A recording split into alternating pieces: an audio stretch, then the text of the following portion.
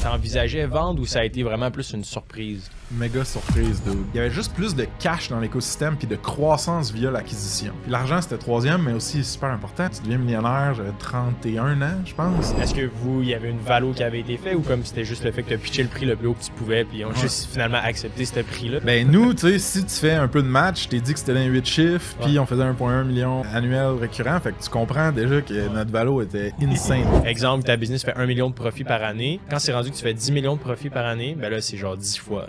Ton X devient plus... Ouais, exact. Quel risque t'es prêt à prendre dans les contrats, puis les batailles que tu ne veux pas mener, puis tu fais « c'est beau ça, on va vous le donner ». Y a-t-il des choses que tu as appris ou que tu ferais un peu différemment? Ben, premièrement, il y a beaucoup de gens qui demandent « regrettes-tu » La réponse est non, absolument pas. Genre, c'est la meilleure décision que j'ai prise de ma vie. Si tu tapes 5 à 15 minutes de profond inconfort, là, tu vas peut-être générer des dizaines de milliers de dollars de plus. Bonjour mesdames et messieurs, bienvenue à un nouvel épisode du Live Podcast. Aujourd'hui, on a la chance d'avoir avec nous François Lantier-Nadeau, qui est le founder du podcast Ça se passe, puis également fondateur, puis maintenant tu exit Snipcart. Yes, sir. Également, donc merci beaucoup d'avoir accepté l'invitation. Pour commencer, ben, juste avant qu'on commence le pod, là, j'ai écouté quelques-uns de tes épisodes. Je trouve ça vraiment nice au Québec. Et on voit ça beaucoup aux États-Unis, là, l'univers des SaaS puis des compagnies technologiques. Puis je trouve ça. En tout cas, j'adore le format de ton podcast, puis genre ton brand, puis la newsletter. Là, je trouve ça nice de voir que c'est plus dans. Je sais pas. Plus en mode San Francisco, mais genre au Québec, là, mettons. je trouve ça... Ouais, non, c'est... Ben, merci de me recevoir, c'est bien apprécié. C'est le fun d'être de l'autre bord de la table du micro de temps en temps. Puis c'est ça, tu sais, pour micro-précision, pour être un mini peu têteux, ça se passe sur un média puis une communauté pour les SaaS au Québec. Le podcast, c'est genre le fer de lance le plus visible, mettons, que le monde va découvrir souvent. Mais on a des events, on a une communauté privée de founders qui start l'année prochaine, puis une conférence, un paquet d'autres affaires, un job board, fait quoi. J'adore. Non, c'est vraiment cool. Je suis allé voir, c'est le job board aussi sur le site, c'est nice. Écoute, je pense que tu as un parcours super intéressant. Il y a beaucoup de gens en ce moment qui viennent sur le pod. On parle beaucoup d'acquisition d'entreprises ces derniers temps. Il y a une grosse vague de transferts qui s'en vient au Québec. Dans ton cas, ben, tu es un peu de l'autre côté de la médaille. Tu as vendu ta business. Juste pour mettre les gens en contexte un peu, Snipcart, c'est quoi? Puis après ça, j'enchaînerai avec les autres. OK, Mais fun fact, j'ai checké pour en acheter une aussi. OK. 2 fois. Ah ouais? Mais on s'en reparlera. Clairement, je ne l'ai pas fait. Snipcart, c'est encore un SaaS, un logiciel de commerce en ligne pour des développeurs web. Ça te permet d'injecter une couche un panier d'achat, si tu veux, dans n'importe quel site web. Ça a été lancé genre officiellement en 2014, si je ne m'abuse, par une agence à Québec qui s'appelle Spectrum Media. Puis c'est devenu sa propre compagnie à peu près 2 ans après, là, une compagnie indépendante, profitable, bootstrap. Ben, profitable. Pas les premières années, disons. On a vendu ça, en 2021. On a closé le 1er juillet 2021. Puis c'était au top de la COVID. Puis moi, je suis rentré comme stagiaire là-dedans, au marketing. Puis lentement, mais sûrement, j'ai comme pris plus de responsabilités, plus d'action aussi dans la compagnie. Puis je suis devenu CEO. Fait qu'officiellement, j'étais pas co-founder. Les gars me traitaient un peu comme un late co-founder. Ouais, c'est pas mal nice. ça. Puis comment ça s'est passé la vente? C'est bon, je pense que ça pourrait être un autre pod complet sur genre comment tu as scalé la business puis comment probablement que tu le racontes déjà dans ce que tu as dans ton podcast. Tu sais, puis sur mon blog un peu aussi. Sur ton blog, puis ça on le mettra dans les notes de l'épisode si vous voulez savoir le avant, comment il a fait pour comme bâtir la business. Sure. En termes de taille ou au moment du exit, vous étiez combien d'employés à peu près? Vous desserviez combien de clients pour juste mettre un peu de contexte pour les gens qui écoutent? Si ma mémoire performe, on était environ 2500 clients. On servait environ 2500 clients. On était roughly 10 personnes sur le payroll. 4 actionnaires. Il y en avait 2 qui n'étaient pas dans les opérations, fait qu'ils ne comptent pas dans ces 10-là. Puis on faisait 1,1 million USD en revenus annuels récurrents, ARR. Puis j'ai-tu manqué... Qu'est-ce que c'est pas mal ça? C'est pas mal ça, oui. Est-ce que vous étiez également bootstrap, dans le fond, vous avez... Est-ce que vous l'avez juste parti de fil en aiguille et vous n'avez pas investi? La petite twist, c'est que Spectrum, l'agence de développement web à Québec, qui roule encore, qui est excellente, eux ont pris la décision consciente de réinvestir une partie de leur profit annuel dans le développement d'un produit numérique qui était Snipcart, qui est devenu rapidement une compagnie à part entière. Fait qu'on avait une petite dette envers Spectrum qu'on remboursait. Des fois, on repigeait dedans pour avoir un peu de leurs ressources. Puis quand on a exit, puis qu'on a reçu le cash, puis tout, on a tout remboursé les dollars qu'on devait à Spectrum. Nice. Puis au niveau de la vente, comment ça s'est... est-ce que toi, dans le fond, tu t'envisageais vendre ou ça a été vraiment plus une surprise? Méga surprise, dude. On avait été approché comme 3-4 fois dans les peut-être 3 années avant ce moment-là. Par soit du private equity, des acheteurs potentiellement stratégiques. Puis là, ce qui est arrivé, c'est que pendant la COVID, tu avais une accélération de la croissance des compagnies en tech. Tu avais, tu vas connaître ça encore mieux que moi, là, mais le Zero Interest Rate Policy qui était là. Donc, emprunter de l'argent, que ce soit... il y avait plus de cash dans l'écosystème tech. Fait que tu voyais beaucoup de compagnies lever des rentes de financement de capital de risque de fou. Notre acheteur, tu sais, il venait de lever une rente de financement, par exemple. Puis il y avait juste plus de cash dans l'écosystème puis de croissance via l'acquisition. Fait que des plus gros poissons qui rachètent des plus petits poissons, tu sais. Puis nous, ce qui est arrivé, c'est que Douda, D-U-D-A, un joueur américain puis israélien, était vraiment guéré. Il y avait le capital, le board était prêt à faire une acquisition en commerce en ligne pour augmenter, améliorer leur plateforme. Parce que les autres, c'est un website builder, fait qu'un CMS. Mais il n'y avait pas nécessairement la couche e-commerce comme il faut, mettons. Fait qu'ils checkaient des joueurs plus petits à acheter pour... Fait que nous autres, ils nous ont acheté pour ça, pour notre technologie qu'on a intégrée dans leur plateforme puis qui roule à ce jour, notre talent, notre team, puis le book. Fait que les clients, c'était comme un nice to have là, d'avoir comme au moins 1 million US récurrent qui rentre à chaque année s'il n'y a pas trop de churn. Puis il y en a... Fun fact, Snipcart Core, là, le produit, fait encore plus de cash que quand moi j'étais le CEO. Fait que j'avais juste à get the fuck out. C'est excellent. Comment t'as vécu? Dans ce cas-là, c'était ton premier exit, right? 100% d'autres. Puis nous, on était, tu sais, je dis souvent un peu des Gaulois, là, bootstrappers, là, du genre 37 Signals, Basecamp, genre anti-VC, on fait nos propres shit, notre équité, c'est nous qui la possède, on doit rien à personne, blablabla. Ça a longtemps été ça notre mindset. Mais ce qui est arrivé, man, c'est que quand Douda nous a approchés, au début, c'était comme une intégration stratégique. Puis tu as tout le temps en technologie un paquet de tools qui t'approchent pour « Hey, on a une user base qui ont des besoins communs, pourquoi est-ce qu'on ferait pas une intégration, on plug pas nos API, on développe un plugin, un pour l'autre, blablabla. » Puis Douda, c'était comme un peu ça leur approche un peu soft. Puis ils étaient très sérieux et agressifs sur le rythme auquel ils ont développé l'intégration, les démos, tout ça. Puis à un moment donné, ils ont juste dit rapidement, genre... Hey, si vous êtes intéressé, ben, nous, on aimerait ça vous acheter. Ce serait plus simple pour plusieurs raisons. Puis, mais fun fact, la première fois qu'ils nous ont... Ça fait longtemps que je n'ai pas compté l'histoire, c'est dude. La première fois qu'ils nous ont outreach, c'était à l'été 2020. Puis moi, j'avais dit à l'assistante du CEO, « Hey, vous êtes bien smart, c'est bien cool, mais comme... j'ai pas le temps de vous parler, genre... » Puis je savais pas que c'était une acquisition. Tu sais, je pensais juste que c'était une intégration. Puis j'ai comme mis ça dans ma liste pas prioritaire. Puis pour les turn-off, j'ai dit « Ah, je vais être disponible l'année prochaine. » Ce qui était un petit peu cocky, genre, tu sais. Looking back, c'était une bonne chose, mais c'était risqué. Mais j'avais aucune idée qu'ils voulaient nous acheter. Fait en janvier 2021, là, le CEO et le CTO nous ont réécrit puis en fait « Hey, on peut-tu résumer la discussion? » Je dis « Hein? Ils lâchent pas le morceau, genre, what the fuck, tu sais, c'est juste une intégration. » Puis c'est là, rapidement, qu'ils ont sorti la carte. Non, on voudrait vous acheter, tu sais. Nice. C'est cool. Puis est-ce que tes partners, dans le fond, quand vous avez abordé... Tu as eu cette conversation-là avec... Douda. Ouais, Douda. Comment ça s'est passé avec tes co-founders de la conversation? Pas très bien. Comment ça? Ben, c'est pas vrai. Là, on est encore tous bien blood puis bien chum aujourd'hui. On était tous amis, mais ce qu'il faut comprendre, c'est que dans notre actionnariat, tu avais 2 personnes qui étaient non opérantes dans la compagnie, qui détenaient une majorité de la compagnie. C'était les gars de Spectrum qui avaient...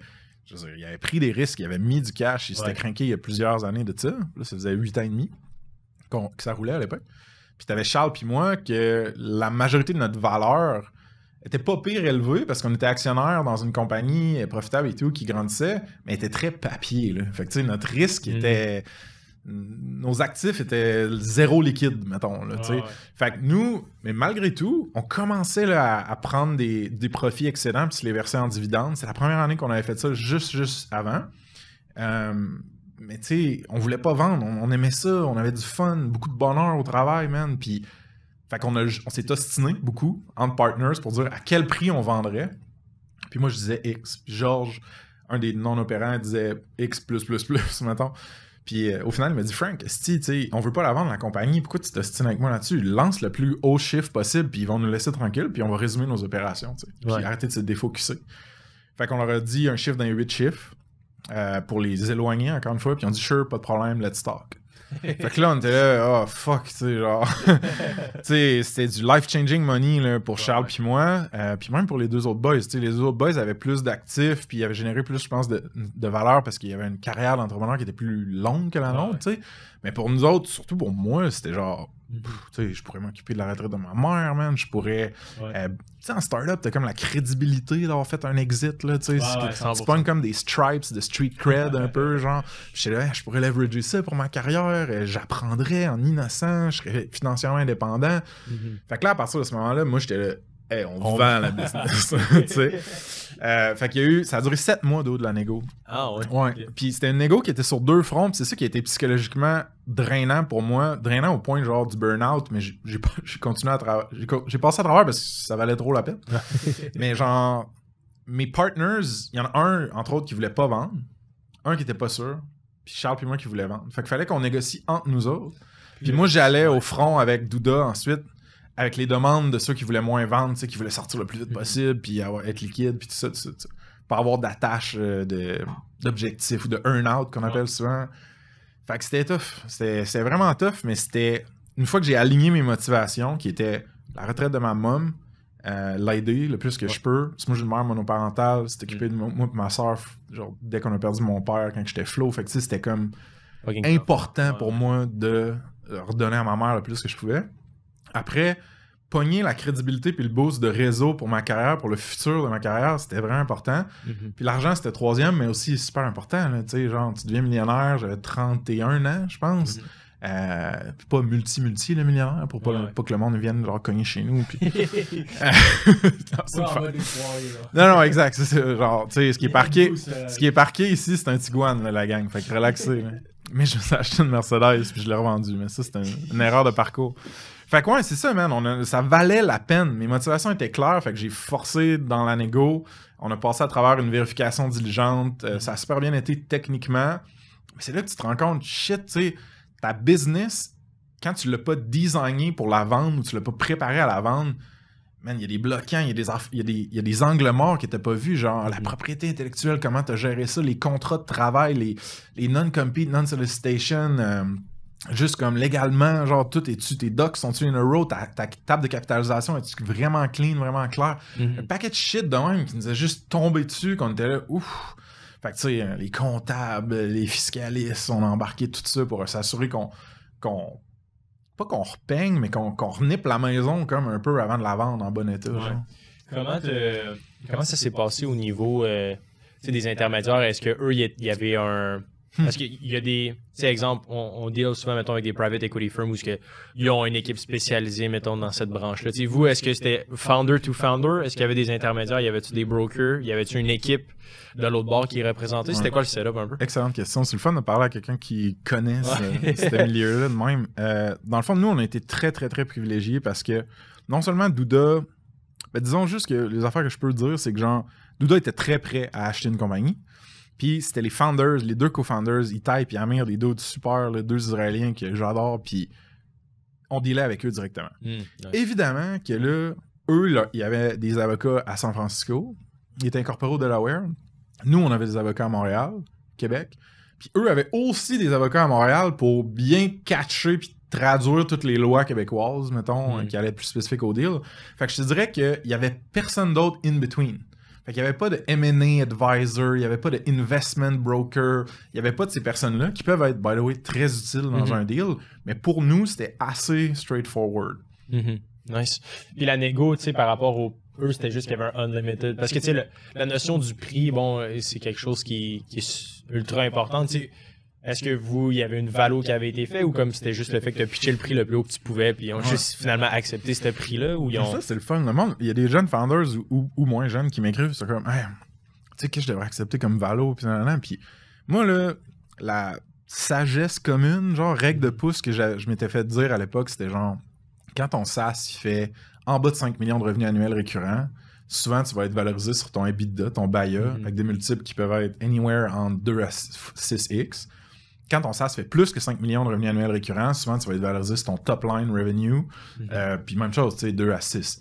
Mais là, dude, on était dans une époque complètement irrationnelle. Genre de COVID, tout le monde a plein de cash, l'argent coûte rien. Ouais. Tu voyais des exits puis des rounds de financement avec des valorisations insane. 10x annual recurring revenue. Genre. Ben nous, tu sais, si tu fais un peu de match, je t'ai dit que c'était dans 8 chiffres, puis on faisait 1,1 million annuel récurrent, fait que tu comprends déjà que notre valo était insane. Fait que je dis toujours au monde de pas prendre cette valorisation-là comme exemple. Écoute-moi pas, genre. J'ai essayé d'amener d'autres acheteurs sur la table. Parce que c'est comme... qu'est-ce que j'ai speed écouté le livre The Art of Selling Your Business de John Warlow. Ouais, c'est un bon livre. Ouais, bon, good. Tant mieux. J'ai parlé à des CEO qui avaient vendu des compagnies. Tu sais, j'ai fait ce que je pouvais pour m'instruire en mode rapide parce que j'avais aucune idée de ce que je faisais. Puis la sagesse commune, encore une fois, c'est genre amène le plus de buyers possible sur la table pour faire monter les enchères, etc. Fait que moi, j'étais là, tout le monde que je t'ai dit tantôt qui nous avait écrit dans les 3 dernières années, j'étais « Hey, what up? Qu'est-ce que vous venez? Nous autres, ça va vraiment bien. Puis là, on se parle de peut-être se faire acheter. » Puis il y en a un qui c'était genre mon contact clé dans la compagnie, il était même plus là, ça a chié. L'autre, c'était un autre gros joueur technologique au Canada. Eux, ils ont embarqué leur team de M&A, ils ont commencé à me mitrailler de questions. Puis moi, j'ai dit, on pensait peut-être genre 2 fois le prix que je t'avais dit. T'es là, peut-être, mais genre, faut checker une coupe d'affaires. Puis là, moi, je revenais un peu avec ça au CEO, Itai de Douda. Puis j'étais comme, tu sais, il y avait ce gros joueur-là. En plus, il est plus proche de nous autres. On a peut-être parlé de 2 fois plus que ce que je t'ai dit. C'est la seule fois du deal qu'Itai a mis son pied à terre puis il m'a shoté down. Là. Il a dit là, dude, je sais exactement ce que tu fais. C'est correct, genre, c'est normal, je respecte ça. La valo qu'on vous a accordée est déjà énorme. Ça arrivera pas, genre. J'ai fait, alright, c'est bon. J'ai foldé, tu sais, parce que j'étais là, Non, c'est fou. C'est un monde qui est fascinant aussi. Puis, tu sais, on voit des fois des valorisations de débiles, tu sais, mais la réalité, c'est. Pour le temps, tu vas regarder qu'est-ce qui est finançable. Plus dans votre cas, c'était nice parce que l'autre compagnie était super liquide puis il venait de raise. Fait qu'il y avait fucking du cash dans le compte. Il venait de raise 50 millions USD sur une série de D. Ce qui est pas très gros là, pour. C'est un petit gros startup financé, mettons. Ouais. Ça, je m'y connais un peu moins dans les raises des capitales pour les startups, mais tu sais, d'un point de vue de financement, c'est ça. Si tu achètes à 10 times RRR, c'est juste un financement bancaire traditionnel, ne pourra jamais te backer. Jamais. Genre, le taux d'endettement est ben trop. C'est qu'il faut. Ça revient souvent à genre. Hey man, le prix que tu peux vendre ta compagnie, là, c'est pas genre les règles de pouce bâtard que Frank a sorti sur un podcast ou que tu as lu dans un livre, c'est le prix que quelqu'un est prêt à l'acheter. Exact. Ou que toi, t'es prêt à le vendre à ce prix-là. Fait que si t'es capable de trouver ça, c'est un libre marché. Il n'y a pas de règles plus que ça. Fait que l'histoire de hey, on achète une compagnie rodée au quart de tour, talentueuse, qui génère du profit beaucoup et des revenus beaucoup. Avec une technologie prouvée. Tu sais, ça faisait 8 ans et demi, Snipcart, là. Genre, c'était pas une start-up de sous-sol, là. Fait que rembourser le deal avec la technologie qu'eux autres allaient déployer, puis comment ils allaient la vendre dans leur plateforme, Douda. Tu sais, pour eux, j'avais déjà vu là, des sheets que j'étais pas supposé voir à un moment donné, puis c'était genre... Tu comprends que leur payback time était pas si débile que ça. Là, genre, en 5 ans, c'était revenu, là, d'après moi. Là, tu comprends? Plus la added value, plus leur valorisation qui est. Ben, ça monte aussi, ouais, exact. Parce qu'il y a ça aussi, dans ces entreprises-là, ce qui est intéressant, c'est qu'ils vont faire. Tu le prends à vue, là, mais un arbitrage au niveau des multiples, là, ce qu'on appelle un roll-up là, dans l'industrie. Là, fait que je sais c'est quoi ce mot-là, mais on dirait que tu me demandes de l'expliquer. J'ai tout le temps de la misère. Comment tu me l'expliquerais? Ben, en gros, la valorisation est souvent basée sur le EBITDA, mettons, le BAYA en français. La profitabilité de l'entreprise. Puis plus l'entreprise est grosse, plus le multiple associé à ça, en général, est élevé. Fait que, exemple, ta business fait 1 million de profits par année. Là, tu vas être multiplié, mettons, à 4 fois le BAYA. Quand c'est rendu que tu fais 10 millions de profits par année, ben là, c'est genre 10 fois. Genre. Ton X devient plus... Ouais, exact. Fait que c'est juste exponentiel avec les gens qui vont faire un roll-up dans une industrie. Exemple, je vais acheter toutes les SaaS d'intégration de e-commerce, mettons, au Canada, genre. Puis là, je vais passer de 1 million à genre 20 millions d'EBITDA. Puis là, le multiple du aggregate, genre, est comme... Exact. Genre 4 fois plus gros que la value totale de mes acquisitions. Fait que tu roll up la valeur des différentes compagnies dans la même verticale que tu achètes. Exact. Puis en les bundlant ensemble, tu vas probablement faire des économies d'échelle sur comment tu dépenses puis tes coûts d'opération. Mais aussi, si t'es pour revendre ou reflipper, ben, t'as comme sur papier, tu vaux plus cher. C'est ça. Puis c'est beau, ça a l'air easy, mais genre de actually, genre, merge les teams ensemble, genre, puis les products, genre, c'est fucking... Ouais, puis je l'ai vécu, ça, tu sais. Ouais, mais tu l'as vécu comment chez Douda, dans le fond? Comment ça s'est passé? Je vais te dire, on rentrera pas dans le politique puis le scandaleux, là, mais je vais te dire une affaire, je vais te dire... Les Israéliens, mettons, ils ont pas la même culture de travail que nous autres. Puis au début, man, c'était la fin du monde parce que, genre, eux, ils parlent en anglais langue seconde, puis nous aussi. Fait que tu comprends qu'on se rejoint dans un milieu linguistique qui est imparfait. À des... Eux, c'est tard le soir. Nous, c'est dans le milieu de la journée quand on se parle ou vice-versa. 12 heures de décalage. Puis on pense pas de la même manière. On ne communique pas de la même manière. Nous, on sortait des premiers meetings, puis on se disait... Holy shit, ça a mal été, man. On s'est pogné tout le meeting. Eux autres sortaient du meeting. Juste business as usual. Tu comprends? C'était juste régulier. Puis maintenant, on a comme commencé à catcher le côté franc, puis les interruptions, puis les arguments, puis les challenges, que ça faisait juste partie de comment ils opéraient. Mais tu sais, nous, les Québécois, de façon générale, je veux pas trop généraliser, mais on n'est pas de même. Genre, on est vraiment plus, oh, ouais, je m'excuse, on est... Exact, c'est ça. Fait qu'on a pogné un esti 2 minutes, mais tu sais, ce qui a vraiment aidé, c'est les fois où on envoyait de notre team là-bas, à Tel Aviv, en Israël, puis même une, 2 fois au Colorado, et les fois où on a amené des gens de l'Israël chez nous. Là, tu crées une profondeur de connexion avec ton monde, puis tu apprends à les apprécier puis les connaître, genre, pas mal plus. Puis quand tu retournes dans tes hubs respectifs, c'est comme si c'était plus smooth, les communications après. Ouais. Comment t'as vécu le changement de pouvoir dans le sens que tu étais CEO à genre ok là je suis plus CEO, je suis dans comment t'as vécu cette bien pour principalement bien parce que moi j'avais été clair avec les 2 founders que j'avais des problèmes avec l'autorité que j'aimais pas ça faire dire quoi faire et que idéalement je travaillerais pour des gens que je respecte énormément et qui m'inspirent énormément. C'est la seule raison que j'ai été capable d'être employé chez Snipcart. Georges Vincent Charles, c'est des gars que je respectais et j'admirais énormément.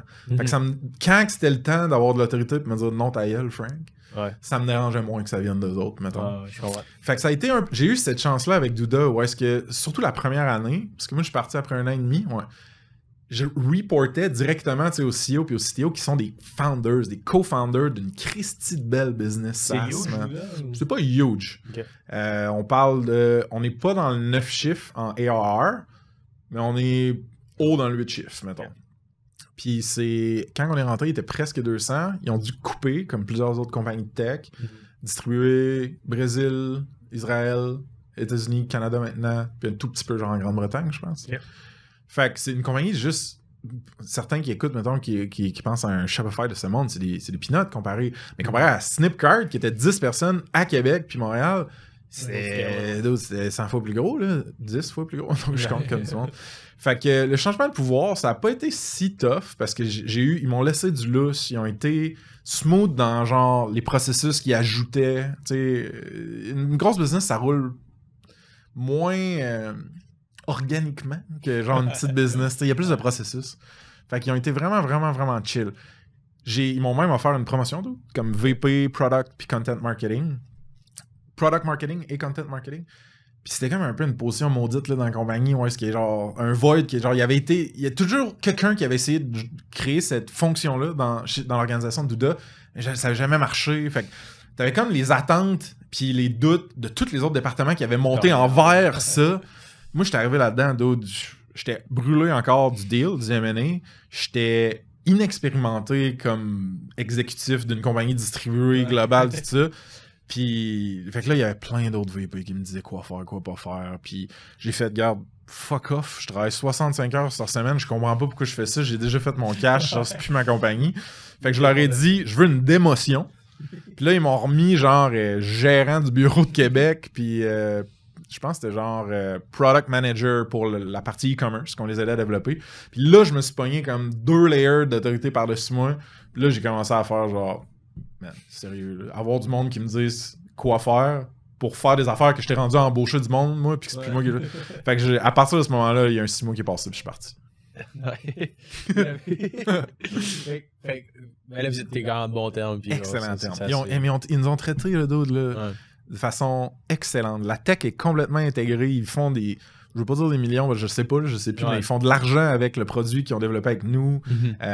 Tout le monde est resté dans la team. 100% de la team est resté. Ou... Au début, tu as eu 2-3 départs, tu sais, 2 départs, je pense, volontaires. Sur 1 an et demi, t'en as eu 3, je pense. Puis, mais tu sais, on avait doublé l'équipe. Un de mes mandats, c'était de doubler l'équipe direct après. Mais là, ce qui était fucking crève-cœur, c'était que 1 an après avoir doublé l'équipe, là, c'était comme un peu l'hiver plus du financement puis du cash, puis tu sais, il fallait être profitable. Puis là, c'était plus la croissance, c'était la profitabilité. Fait que Douda a slacké 13% de la compagnie. Puis moi, il s'est reviré de bord, puis il a dit, ben, tout, faut que tu slack 13%. Fait que tu sais, il y a du monde que je venais de faire rentrer, qu'il a fallu que je laisse partir 1 an après.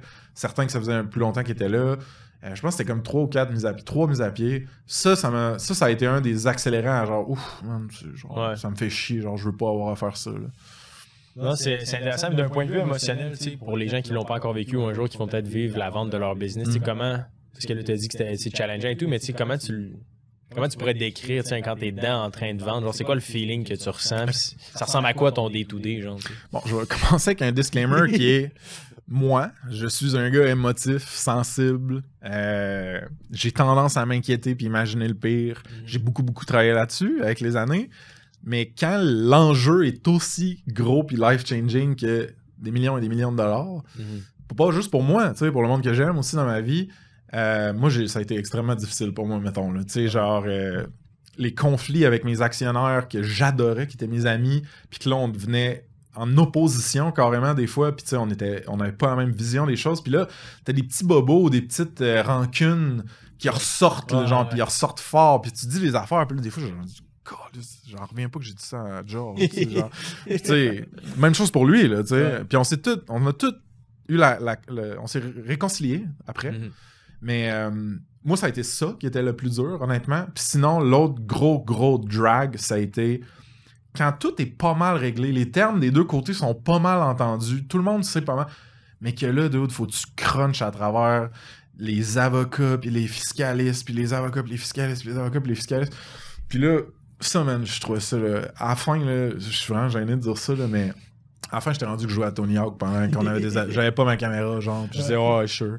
Tu sais, je caricature un petit peu, mais genre, ça finit plus, man. Puis la job des avocats, c'est de outliner tous les risques possibles. Parce que les autres, il faut qu'ils se backent aussi, puis qu'ils disent, non, moi, je t'ai dit, fais pas ça. Puis ta job d'entrepreneur, puis ça, c'est Itai, le CEO de Douda, qui m'a appris ça, puis Georges aussi, ta job, c'est de décider quel risque t'es prêt à prendre dans les contrats, puis les batailles que tu ne veux pas mener, puis que tu fais, c'est beau, ça, on va vous le donner, là. Parce que si t'essaies de mourir sur toutes les collines qui apparaissent, tu te rendras jamais nulle part, là, genre dans un deal de cette ampleur-là, mettons, là. Fait que ça a été tough, puis à la fin, c'était juste de l'épuisement. Fait que tu sais, je faisais des crises de panique dans le milieu de la nuit, ma blonde, fallait qu'elle me calme, qu'elle me rassure, j'avais de la misère à dormir, j'avais augmenté ma médication, tu sais, ça allait vraiment pas. Puis même ma mom était comme, tu sais, Frank, genre, il y a pas d'argent qui vaut que tu files autant comme de la merde, genre. Puis, mais j'étais là, ouais, mais pour le peu de temps qui reste, oui, genre, parce que ça va nous aider, là, genre, big time pour la suite. Fait que c'est comme pour ça que je dis que j'ai crunché à travers. Mais, tu sais, moi, j'ai la loi du moindre effort, je suis assez un fan de ça, là. Fait que, tu sais, si c'était pas du gros nanan, j'aurais punch de fuck out, là. Puis, tu sais, j'ai pas eu de repos après ça, c'était une erreur, man. Genre, on est arrivé, man, dans l'intégration, la fusion direct, man. J'étais tabarnak. Ouais. Puis, mais finalement, avec du recul, comment pour des gens qui vont vivre cette expérience-là de vendre une business un jour, tu sais, comment avec du recul, as-tu des choses que tu as appris ou que tu ferais un peu différemment dans ton... Wow. Ben, premièrement, il y a beaucoup de gens qui demandent regrettes-tu? La réponse c'est non, absolument pas. Genre, c'est la meilleure décision que j'ai prise de ma vie, à part aller à la première date avec ma blonde, qui est genre la femme de ma vie aujourd'hui, tu sais. Fait que non, je regrette pas. Qu'est-ce que je ferais de différent? Je pense que t'es un peu naïf, tu l'as jamais fait. Fait que tu sais pas le temps que ça peut prendre, la charge que ça peut prendre, tout ça. Fait que je faisais pas nécessairement attention à genre ma santé physique, ma santé mentale pendant tout ça. Fait que je me serais mieux équipé dans les habitudes et l'hygiène de vie. Tu sais, le sport de façon sérieuse, le gym, j'ai commencé ça après, moi. Puis si j'avais eu cet outil-là, ainsi que les autres outils comme thérapie, méditation, ces affaires-là, si j'avais eu ça de embeddé dans ma vie au moment du deal, j'aurais été vraiment, vraiment meilleur, man, à gérer mes émotions, puis à communiquer, puis à négocier de façon plus saine. Ouais. Fait que ça, genre avoir une baseline, ne pas sacrifier, mettons, ta santé physique et mentale pendant que tu le fais. Ouais, man, je pense que c'est mostly ça. Je veux dire, tu peux tout le temps avoir un plus cher, puis négocier plus, mais tu sais, au final, le conseil que je donne au monde qui me demande certains conseils, c'est si t'as pas une idée claire de pourquoi tu vends ta compagnie, c'est quoi ta motivation, c'est quoi que tu vas faire ensuite avec ça, ça va être vraiment, vraiment plus tough de passer à travers le processus. Fait que comme figure out tes propres shit, là. Si tu de l'argent que tu veux, fine. Genre, j'ai aucun jugement. Si tu pour d'autres opportunités de carrière, si tu parce que rentrer dans cette compagnie-là, ça va te donner genre des apprentissages puis un réseau que tu n'aurais jamais eu. Si tu parce que ta business va mourir puis tu veux genre salvage un petit peu les meubles puis sauver tes employés, tu sais, figure out ta motivation core puis après ça, rappelle-toi ça à chaque fois que ça devient tough. Là. Ouais, pourquoi tu le fais. Hein. C'est fascinant, peu importe la taille du deal, c'est toujours... Tu sais, mettons, je viens de finir une acquisition d'un cabinet comptable, tu sais, pour... Nice! Félicitations! Merci. Puis, tu sais, la personne qui vendait, tu sais, s'en allait à la retraite, là. Ouais. Fait que, tu sais, c'est vraiment... C'est différent, là, c'est ça. Puis, il y avait un broker de l'autre bord. Okay. Puis, il y avait un avocat, nos avocats. Il y avait nous, tu sais. Puis, c'était vraiment... moi, je trouve que c'est les moments les plus fascinants de la vie, genre ces négociations-là, parce que c'est genre high stakes. Incroyable. Là, tu vois genre la réaction du monde, puis la communication, il faut qu'elle soit chirurgicale. Genre. Tout ce que tu dis va être retenu, entendu, puis... Les courriels. Ouais, les emails, les Slack messages, puis mais c'est surtout la perspective de l'autre. Ouais. C'est juste une façon que tu le dis va avoir un impact. À un moment donné, je me rappelle, spécifiquement, on avait eu une conversation juste avec la personne et non le broker n'était pas là, finalement il ne pouvait pas être au meeting, fait qu'on a parlé juste au owner. Nice. Là, on s'entend sur un point, etc. Puis finalement, ça a le backlash, là, genre ça nous a comme vraiment genre repoussé loin dans la transaction, là, puis il y a des trucs que tu contrôles pas, puis t'es genre... Mais il y a deux affaires, je vais essayer d'extraire, mettons, les insights de ce que tu viens de dire, parce que j'ai flashé pendant que tu parlais. J'ai dit, hey, comprends ta motivation, pourquoi tu vends, Même chose pour l'acheteur. Ouais. Pourquoi lui ou elle vend en ce moment à ce prix-là, achète, en ce moment à ce prix-là. Tu sais, c'est méga. Quand tu comprends ça, là, après ça, t'as un esti de bon levier pour négocier. Tu peux vraiment dire les bonnes choses et ne pas dire les mauvaises affaires. Je vais te donner un exemple. Quand on a acheté ma maison au Lac-Beauport, la madame qui vendait, c'était une perle vraiment colorée, mais il restait pas beaucoup de maisons au Lac-Beauport. C'était un endroit prisé et tout. Puis elle, la déco n'était pas nécessairement un goût du jour. Puis la manière que les pièces étaient configurées, ça faisait qu'une famille classique de parents, 2 enfants, avait des Renault à faire. Mais tout le monde essayait de la lowball avec ça. Puis dire, ouais, mais là, il y a de l'argent à mettre en Renault, en déco, ça c'est pas un goût du jour. Mais elle, c'était une madame profondément fière, qui avait été profondément heureuse de vivre là pendant 20 ans, tu sais. Fait qu'à chaque fois qu'elle se faisait dire ça, elle était comme, non, allez chier, tu sais. Wow. Puis nous, on a comme eu des vents de ça, de notre courtière. Puis d'autres, quand on est arrivé, c'était comme, non, genre, madame, genre, elle est malade, votre maison, là. Nous, avant qu'on mette une pièce de Renault, ça va prendre des années. On sait même pas si on veut des enfants. On va être heureux ici dans la config des pièces comme ça. Puis on a amené notre petit chien aussi à la maison. Fait que tu sais, mon point, c'est qu'on catchait genre une partie de sa psychologie, puis ça nous a donné un edge de fou, là. Puis tu sais, aujourd'hui, on est heureux dans cette maison-là, tu sais. C'est pour la raison pourquoi vous l'avez peut-être eu au bon prix, ou tu sais, même si vous avez peut-être même plus pas la low barley, mais offrir moins, puis juste sans apporter une mauvaise raison de pourquoi je veux ce prix-là, genre. Peut-être. Puis tu sais, t'as dit de quoi d'intéressant aussi, c'est high stakes quand tu négocies une transaction, une acquisition, une fusion.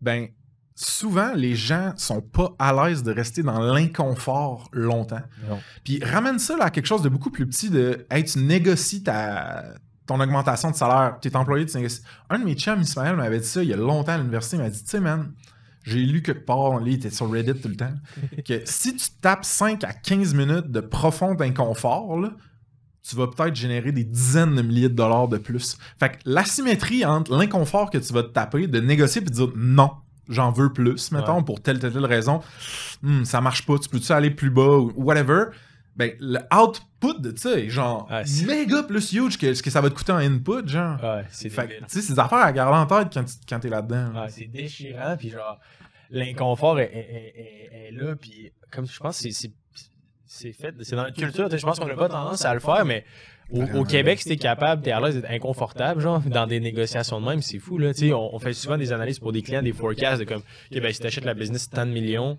voici combien de temps ça va prendre à rembourser, puis voici le cash flow, tu sais.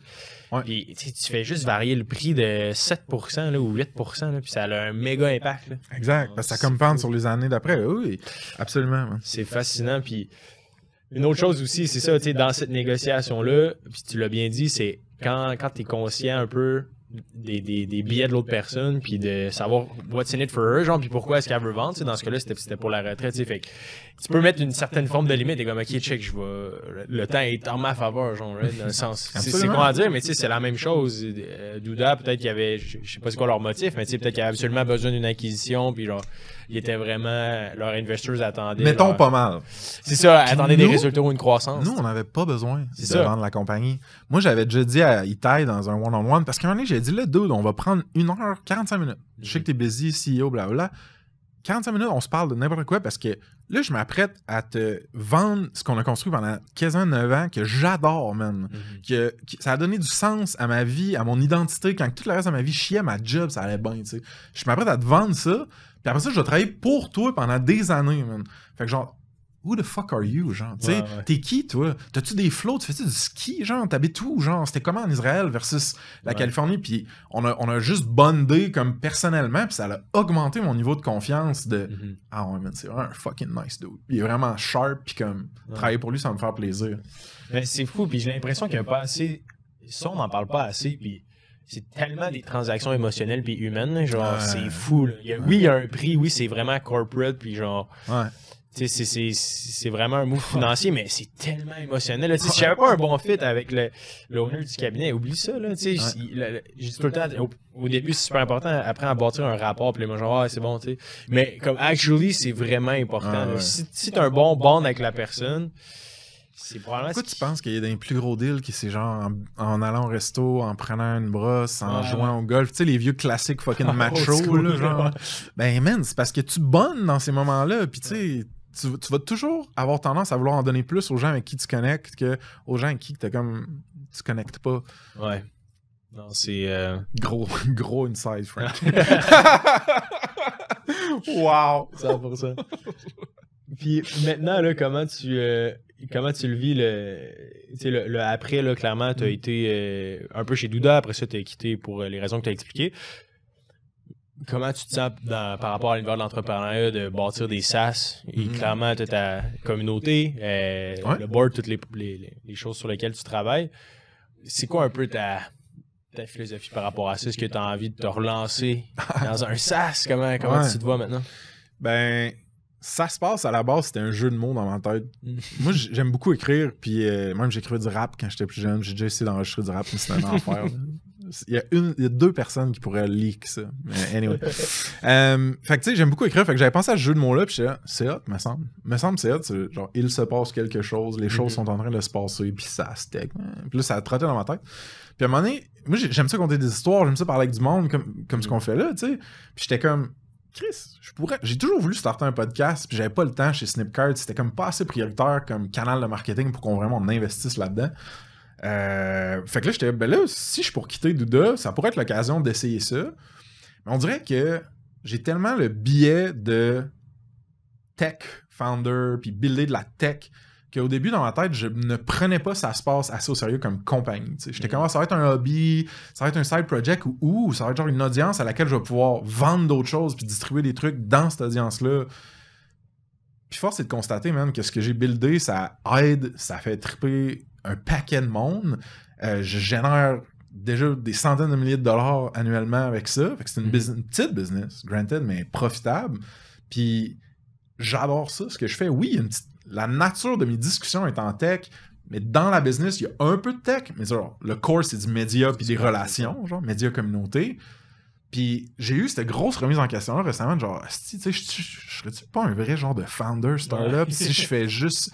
Puis à un moment donné, je me suis dit, hey, tabarnak, man, une business, c'est une business. Genre, peu importe, genre, s'il y a du code qui roule ou des pixels, pis si ton revenu est annuel, récurrent, puis qui passe par Stripe, tu sais, c'est une vraie business pareil, puis c'est malade, pis ça amène la vraie valeur, puis moi, j'aime ça en Christ. Fait que je te dirais que je ne ferme pas la porte au SaaS, que ce soit dans lancer un, d'en reprendre un moment donné, tu parlais de reprenariat un petit peu, ou d'investir tout simplement puis dans des SaaS puis de coacher le monde qui font ça, parce que j'adore ça.